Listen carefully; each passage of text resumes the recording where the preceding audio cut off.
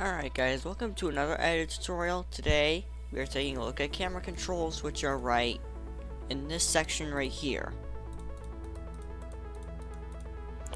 We'll start with the camera zoom trigger. This is one of the few that basically explains itself. Just zooms the camera in or out, depending on what value you put in here, with a certain easing in a certain amount of time. Like that. Or like this.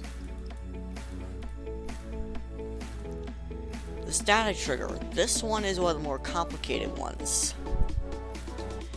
It basically locks the camera to a group. Let's just say I put this block down right here, and I give it unique group ID 1.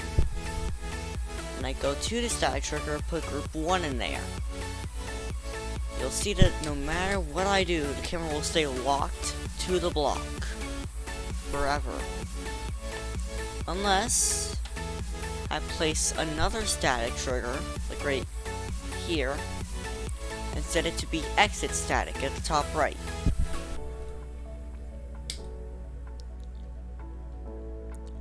Once I touch that, once you go through that, then the camera will return back to normal.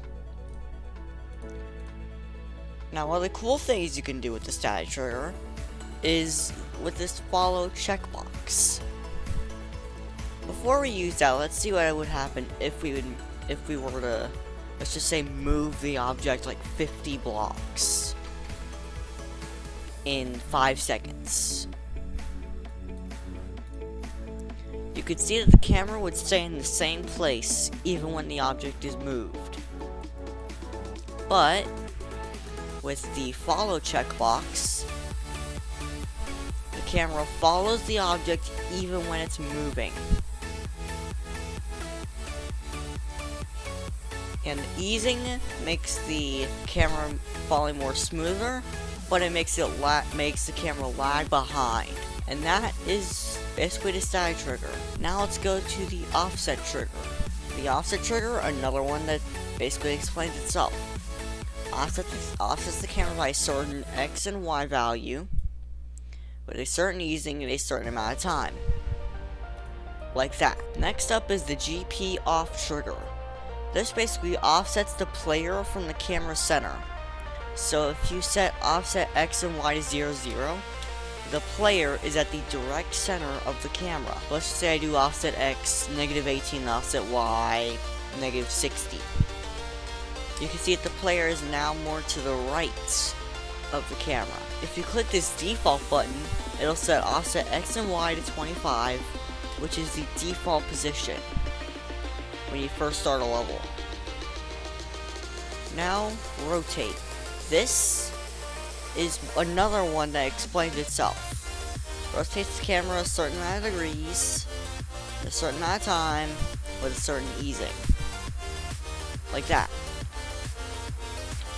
Let's just say I want to rotate 30 degrees in 1 second, but I'm too lazy to go in here and type 30. Well, you could just copy this, and then there's this checkbox for add. This, instead of setting the rotation, it adds this value to the rotation. This is basically the same as rotating 30 degrees in 1 second. Now, the edge trigger. This basically sets a certain object, or a certain object with a unique group, as with the edges of the camera.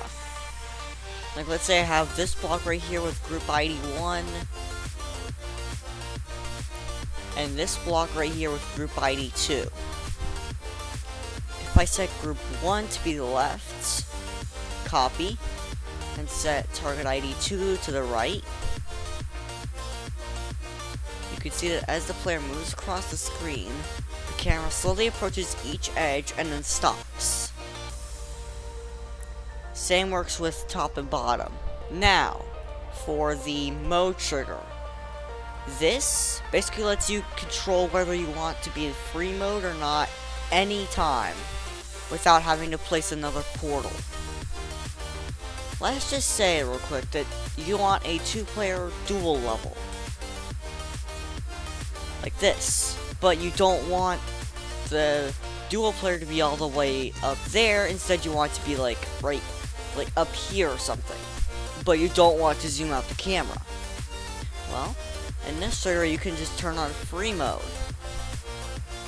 And that guy's gone. Now, the last trigger is probably the most simple one of them all. The camera guide trigger.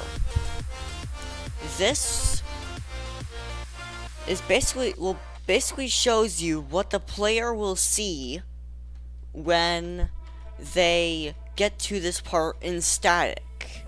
Like with the static trigger as shown before. In the camera guide settings, you could change the zoom of the... You could change the zoom, and the offset, and the preview opacity. This orange box is what the player will see on 1920 by 1080, basically 1080p, and that is basically all the camera controls. If you liked the video, I am pretty sure you know what to do at this point, and I'll see you in the next video.